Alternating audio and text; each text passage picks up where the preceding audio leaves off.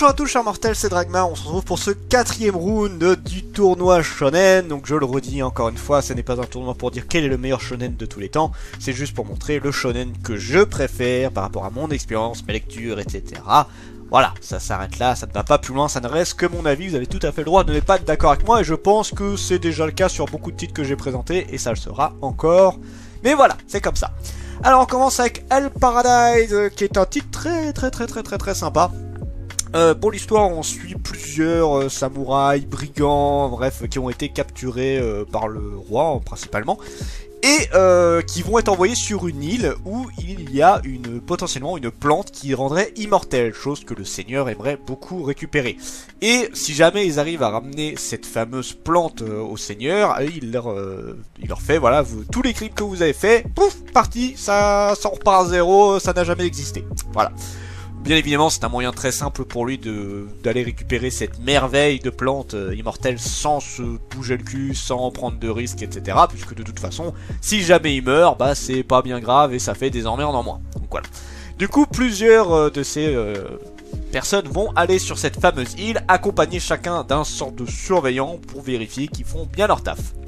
Voilà, et ça tourne principalement autour de ça.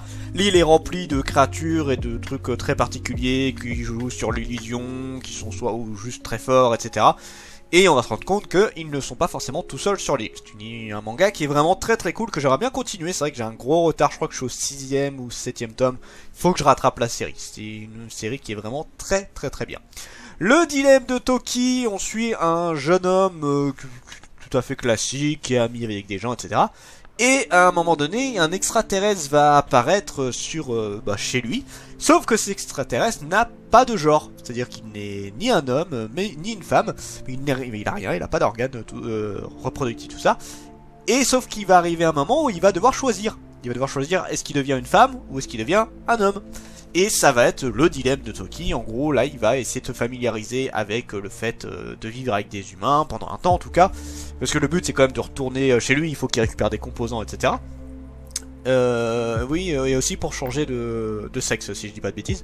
Et du coup, voilà, ça va être une réflexion de est-ce qu'il veut devenir un homme ou une femme. Le début était intéressant, mais après, très exceptionnel. J'ai pas tout lu, je crois qu'il me manque le dernier tome que j'ai pas lu. Et du coup, bah là, Hell Paradise, sans trop d'hésitation. Shonen 7 et Skywars. Alors Shonen 7 qui a été fait par l'auteur de GTO, et ça se passe d'ailleurs au même endroit si je dis pas de bêtises, Shonen du coup. Je vous lis le résumé parce qu'en fait on me l'avait offert, j'ai lu les deux premiers tomes, c'était pas mauvais mais pas exceptionnel non plus. Iki Kurokami s'inscrit au lycée Tsujido pour tenter sa chance au tournoi des Shonen 7. Des battles opposant les 7 racailles les plus fortes du secteur shonen. Celui qui battra les autres combattants recevra tous les honneurs et apportera la gloire à son lycée. Mais avant d'arriver au Shonen 7, encore faut-il devenir le meilleur de son établissement. Et pour Kurokami, c'est loin d'être gagné. Voilà. Ça c'est l'histoire principale. Alors j'aime beaucoup l'auteur de GTO. Il a fait beaucoup de séries, hein, on dirait pas, mais il en a fait beaucoup. Et d'ailleurs j'aimerais bien essayer d'avoir la collection complète de toutes ses œuvres. J'en ai déjà pas mal, je crois que j'ai un peu plus de la moitié de ses œuvres. Mais il y en a, ils sont un peu compliqués à avoir maintenant. Bon, la série, du peu que j'ai lu, c'était pas trop mal, mais je pense qu'il faudrait que je le lise plus pour m'en rendre compte. Vraiment, c'est très proche de Yun GTO.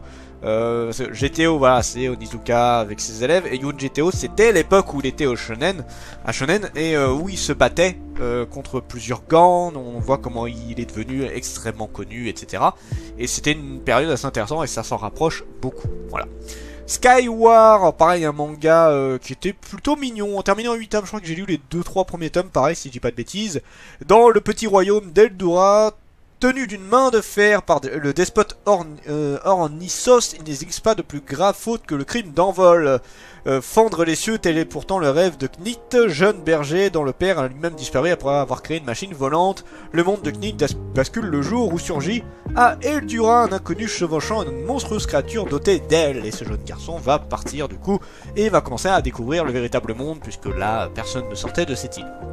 Et là, c'est une histoire qui était plutôt sympa. Le dessin était un peu particulier, mais c'était assez cool. Et là, sans trop d'hésitation, pareil, c'est Skywars qui va gagner.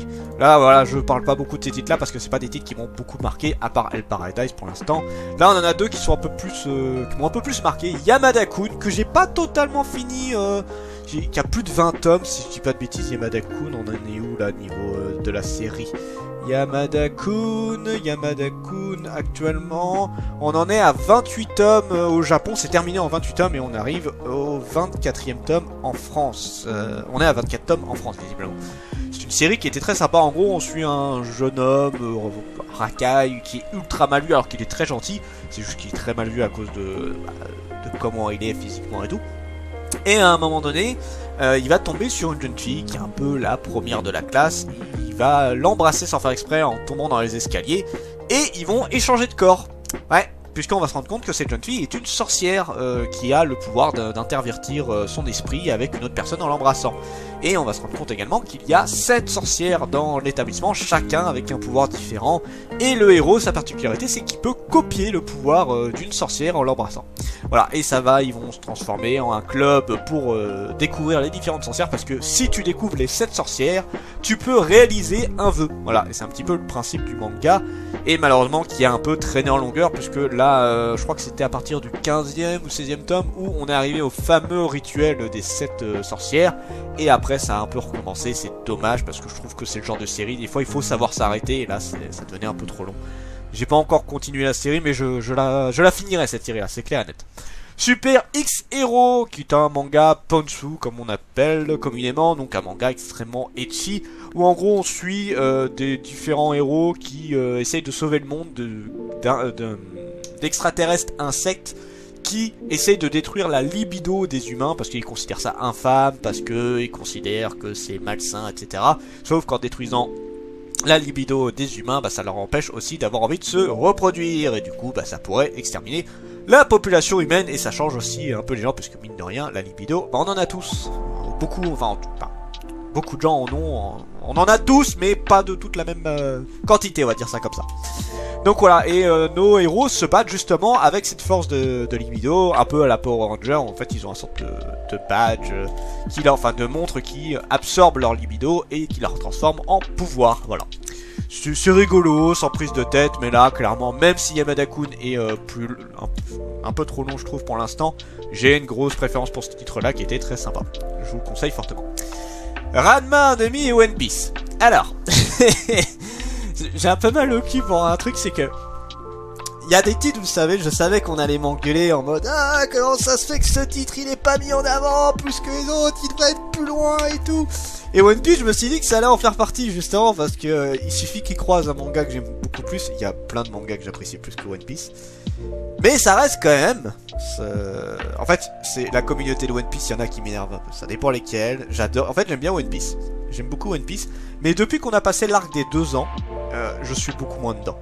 Donc à un moment, il y a eu la grande bataille à Marineford, et un peu plus tard, t'as tout l'équipage de Luffy qui a été... Non, c'est avant. C'est tout l'équipage de Luffy a été éjecté aux 4 coins du monde, et pendant plus de 2 ans, ils se sont entraînés et se sont retrouvés plus tard. Et en fait, après les 2 ans, j'ai perdu une bonne partie de l'intérêt pour le manga. Il y a eu l'île des hommes poissons qui passait encore, et encore je trouvais ça beaucoup moins intéressant. On a eu l'île avec Doflamingo, d'ailleurs Doflamingo qui était le truc le plus intéressant, c'était le combat contre Doflamingo, le reste je m'en fichais un peu. En fait, un truc que j'aimais énormément dans One Piece, c'était 2 choses. Bon, bien évidemment les personnages, hein, l'équipe de Mugiwara, j'adorais ça. Les combats qui étaient extrêmement cool, et surtout, ce qui faisait la force de One Piece pour moi, alors bien évidemment il n'y a pas que ça, mais c'était l'aventure. Le côté aventure, la découverte des îles, chaque île avait sa propriété, des trucs très particuliers et tout, les différents fruits du démon, etc. Bref, en fait à chaque fois c'était une grosse aventure, c'était exaltant, c'était vraiment fascinant de suivre One Piece, de suivre l'équipage de Mugiwara, voir où est-ce qu'ils allaient arriver, les nouveaux trucs arrivaient à la Basta qui est une de mes zones préférées, le CP9 pareil qui était exceptionnel, bref à chaque fois on avait des trucs très cool, et maintenant on est quasiment que dans du gros truc, c'est-à-dire que là on est contre les gros pirates, c'est que du combat tout ça, sauf que je trouve qu'on a beaucoup perdu ce côté aventure, ce côté découverte. Vous serez peut-être pas d'accord avec moi, je peux le comprendre. Mais moi, depuis qu'on a passé les 2 ans, on est vraiment dans le côté, c'est super sérieux, on est vraiment dans les grosses batailles, etc. Et j'aime moins ça. Pourtant, j'aime bien en général les gros combats et tout, mais là, dans One Piece, c'était vraiment l'aventure et tout qui me faisait kiffer ça. Et c'est dommage. J'aime bien, j'ai donné mon avis direct sans parler vraiment de l'histoire et tout. Et en plus il y avait Ranma avant. On va parler vite fait de One Piece, même si c'est ultra connu, je vous fais un résumé très rapide. C'est Luffy, un jeune garçon qui veut devenir pirate. Et à un moment donné il va tomber sur le fruit du démon du caoutchouc. Sauf que le fruit du démon du caoutchouc, enfin les fruits du démon en fait quand on en mange un, il te donne un pouvoir. Par contre en contrepartie tu ne peux plus nager, tu nages comme une enclume. Ce qui est très emmerdant pour un pirate, mais il va quand même réussir à partir à l'aventure, il va rencontrer différents coéquipiers, et ça va être une découverte pour aller sur Grand Line, pour arriver jusqu'au One Piece, le fameux trésor de Gold Roger, qui, voilà. C'est une histoire qui est vraiment très très cool, mais je le redis, depuis qu'on a passé les 2 ans, beaucoup moins intéressant. Ensuite, on a Ranma, un demi qui paraît qui fait partie de mes petits chouchous, où on suit Ranma, c'est Ranma Vincent, dans la version française je crois pas que c'est la même, c'est pas la même normalement dans la version originale, Ranma en tout cas, qui était allé en Chine pour s'entraîner et est tombé dans les sources de Jizen, si je dis pas de bêtises, où en gros chacune, il y a plein de sources dedans, et chacun de ces petites sources a une tragédie où quelqu'un s'est noyé dedans. Ça peut être un humain, ça peut être un ours, ça peut être un panda, ça peut être ce que tu veux. Et Ranma va tomber dans la source de la jeune fille, où maintenant quand il tombe dans l'eau froide il se transforme en femme, et quand il va sur de l'eau chaude il redevient un homme. Son père même chose, sauf que lui c'est dans la source du panda, donc pareil, eau froide panda, eau chaude humain. Et on va rencontrer pas mal, en vrai il n'y en a pas tant que ça hein, dans l'aventure je crois, enfin dans l'histoire de Ranma je crois qu'on voit une dizaine de personnes qui ont été transformés, donc Roland en cochon, Shampoo qui a été transformé en chat, on en a un qui est transformé en canard, il y en a un c'est une sorte de minotaure, bref on a plusieurs trucs différents, mais il n'y en a pas énormément. Et voilà, après il va arriver au Japon, il va devoir se fiancer avec Adeline. Oui Adeline c'est ça. Et du coup voilà, c'est du comédie, combat, c'est très con mais c'est une très très bonne série. Ranma, l'auteur de toute façon de Ranma est exceptionnel, l'autrice pardon de Ranma est exceptionnelle. C'est une très très bonne série. Alors entre Ranma et One Piece, en fait c'est chiant parce que au fond de moi j'ai pas envie de laisser gagner One Piece pour faire chier les gens, mais en même temps... Non mais je vais être honnête sur le truc. Je le redis, je suis pas un méga gros fan de One Piece. Avant je l'étais, mais maintenant beaucoup moins, mais j'ai une grosse préférence pour One Piece. J'aime beaucoup Ranma, mais je préfère l'aventure. En fait, et voilà, One Piece m'a beaucoup marqué sur énormément de trucs, le Vogue Mary, l'histoire avec... tous les personnages ont des très bonnes histoires, hein, Sanji, Chopper, Robin, etc. Mais et il y a beaucoup de passages qui m'ont marqué, Alabasta, le passage avec Nami, le CP9, Mr. Two qui est un de mes personnages préférés. Donc bon, ce serait mentir de dire que Ranma est au-dessus. Ranma, le truc que j'apprécie, enfin j'apprécie beaucoup les personnages, il y a beaucoup de trucs que j'aime, notamment l'animé pour certaines musiques qui m'ont beaucoup marqué. Mais voilà, clairement c'est One Piece qui gagne sans trop d'hésitation. Entre Dilemma et King of Hunt, alors deux mangas très particuliers. Dilemma, en gros, on va suivre plusieurs personnes qui vont se retrouver à devoir faire des jeux très particuliers où à chaque fois il y a le fameux dilemme de est-ce que tu choisis telle option ou une autre, et souvent en fait ça va faire mourir une personne plutôt qu'une autre. Donc c'est un choix extrêmement dur, et c'est des sortes de divinités ou extraterrestres, je crois, extraterrestres si je dis pas de bêtises, qui s'occupent de ça, et le but c'est d'essayer d'arriver jusqu'à la fin du jeu. Donc c'est une sorte de survival game qui est pas trop mal, qui était pas trop mal en vrai, Dilemma. King of Hunt, on va suivre un jeune racaille qui vit dans une petite maison tranquille, qui est en fait l'héritier d'un des plus grands yakuza du Japon. Le souci, c'est qu'il y a plein d'autres héritiers. En fait, c'est l'héritier principal, puisque c'est lui qui théoriquement devrait... je crois que c'est un des rares fils de sang, si je dis pas de bêtises. Et les autres, on a d'autres héritiers qui sont plus adoptés ou alors fils de sang, mais pas direct en fait. Et du coup, eux peuvent hériter également, mais c'est pas les premiers. Normalement, c'est notre héros, mais lui, il s'en fout royalement. Ça ne l'intéresse pas d'être le chef des Yakuza et tout. Sauf que les 3 ou 4 héritiers vont vouloir l'éliminer, ou en tout cas faire en sorte de l'écarter, pour être sûr et certain qu'il ne viendra pas. Chose qui a été une grosse erreur de leur part, parce que je pense que s'ils l'avaient laissé tranquille, il ne serait jamais venu les emmerder, et ça en fait ça a un peu allumé la mèche sur notre héros qui a fait ok, vous voulez me chercher, vous voulez m'emmerder, ok je vais vous défoncer.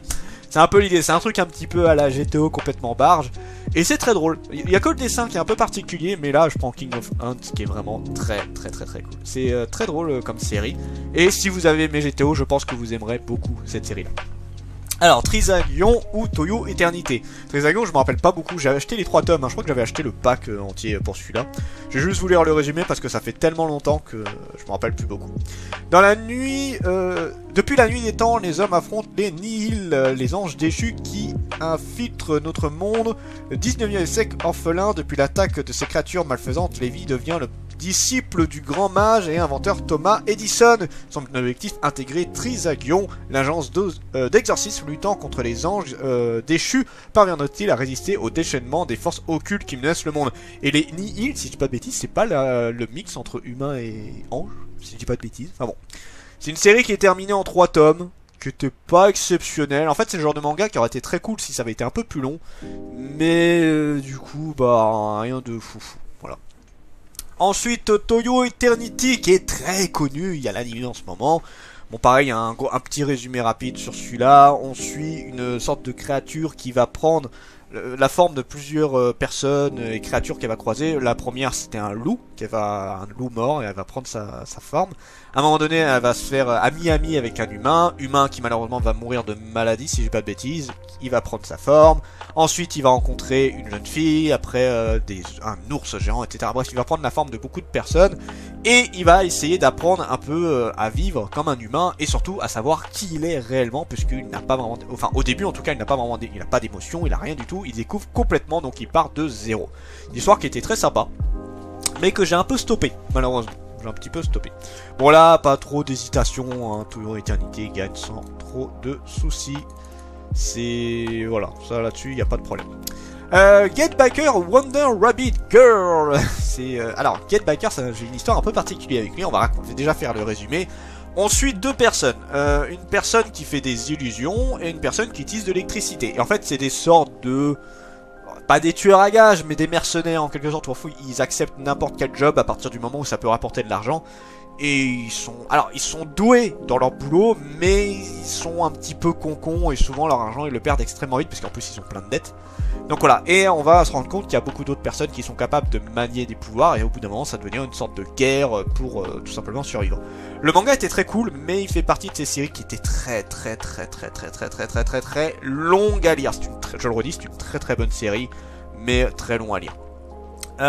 Get Back, à la star de celui-là, on a Samurai Diaper Kyo, qui était très long à lire, mais que j'ai beaucoup aimé également.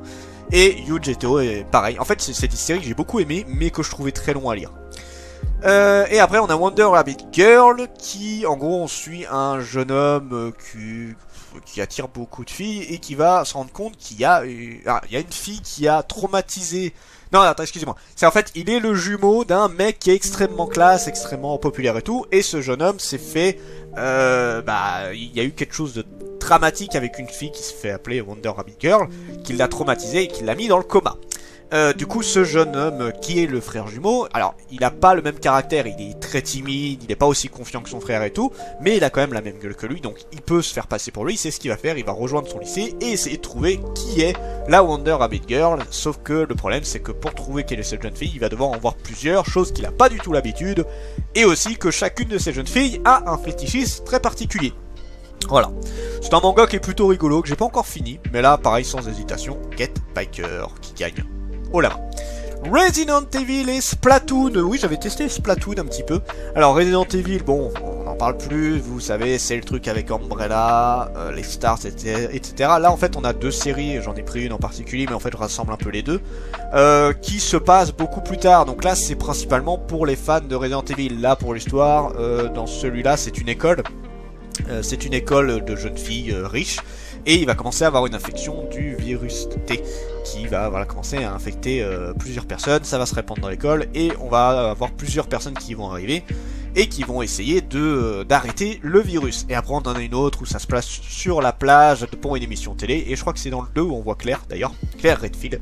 Donc voilà, c'est vraiment pour les fans. C'est pas mauvais, c'est pas exceptionnel, mais si vous êtes fan de Resident Evil, ça peut être sympa. Et ensuite on a Splatoon qui est tiré directement du jeu vidéo, donc c'est vraiment dans la catégorie Kemono. Oui, c'est Kemono. J'ai plus le nom, mais une catégorie pour enfants, mais j'ai plus Kemono je crois. Où en gros, bah voilà, c'est tout simplement des sortes d'humanoïdes, poulpes, calamars si j'ai pas de bêtises, qui se battent entre eux avec des pistolets à encre, et le but étant de répandre le plus possible sur la surface du terrain pour pouvoir se déplacer plus facilement, pour éliminer les différents personnages, et voilà, c'est un petit duel game assez sympa. C'est rigolo, c'est sans prise de tête, c'est très pipi caca hein, comme truc, mais c'est rigolo. Mais là, pareil, Resident Evil qui gagne, parce que bah Resident Evil j'aime beaucoup, et Splatoon j'avais bien aimé, mais c'est pas le truc le plus exceptionnel que j'ai vu. Entre Hell Paradise et Skyward, là pareil, pas la moindre hésitation, c'est Hell Paradise. J'aime mieux quand il y a un peu plus d'hésitation, là j'ai mis totalement en random, donc c'est un peu la chance hein, qui joue. Mais là, Hell Paradise gagne sans trop de soucis. Sans trop de soucis. Skyward c'était très joli, c'est un manga qui est très cool. Mais Hell Paradise, on est vraiment à un autre niveau. Entre Yamada-kun et One Piece, pareil, pas d'hésitation. One Piece qui gagne. J'aime beaucoup Yamada-kun, mais je préfère largement le côté aventure de One Piece. Ça me fait bizarre de voir One Piece avancer aussi loin, alors que je ne pensais pas qu'il monterait aussi loin. Je pense qu'il serait retrouvé contre d'autres mangas, il n'aurait pas gagné aussi vite. Mais bon, tant mieux pour lui, il avance. King of Ants et Toyo Eternity. C'est dur à dire, parce que Toyo Eternity, je commence vraiment à en avoir un peu marre de ce manga-là. Et en même temps, King of Ants, je le vois mal devant. King of Ants, c'est vraiment très drôle. Toyo Eternity, c'est assez beau, faut l'avouer, mais c'est pas le manga qui m'a le plus marqué. Mais en même temps, au fond de moi, je me dis King of Ants n'est... Je l'apprécie pas autant que Toyo Eternity, donc Toyo Eternity quand même. Et ça fait bizarre hein, de le mettre devant, excusez-moi. Ensuite, Get Backer ou Resident Evil, là pareil, pas d'hésitation, c'est Get Backer qui gagne très largement. Là on a vraiment un gros manga qui fait 39 tomes, hein, si je dis pas de bêtises. 39 ou 40 tomes, je crois que c'est 40 tomes la série de Get Backer, c'est une très grosse série, mais qui est exceptionnellement bien. Et, alors, Hell Paradise et One Piece. Bon, à l'heure actuelle, ça reste toujours One Piece qui gagne, même si Hell Paradise est vraiment très cool. Je vous le conseille, hein. Je vous conseille vraiment dans Hell Paradise. Si vous aimez bien le côté samouraï à l'ancienne et tout, c'est très bien. D'ailleurs, c'est très proche de Samouraï d'Hyper Q, je trouve, Hell Paradise. Voilà, mais One Piece, toujours le côté aventure, etc. J'ai quand même de très bons souvenirs avec le manga. Et l'anime surtout. Toyo Eternity ou Get Backer, là par contre, pas photo, c'est Get Backer qui gagne. Hop! Parce que Get Backer, je le trouve bien plus complet, il m'a beaucoup plus marqué sur les personnages, il m'a beaucoup plus marqué sur les combats. Bref, ils n'ont pas grand chose à voir, mais Get Backer m'a beaucoup plus intéressé. Et One Piece ou Get Backer, et là pareil, c'est One Piece qui gagne. En fait, vraiment, ça me fait chier de laisser One Piece gagner aussi vite, mais je reste honnête avec les titres. Je le redis, hein, je pense que One Piece aurait été contre d'autres titres, il n'aurait pas gagné aussi vite, je pense.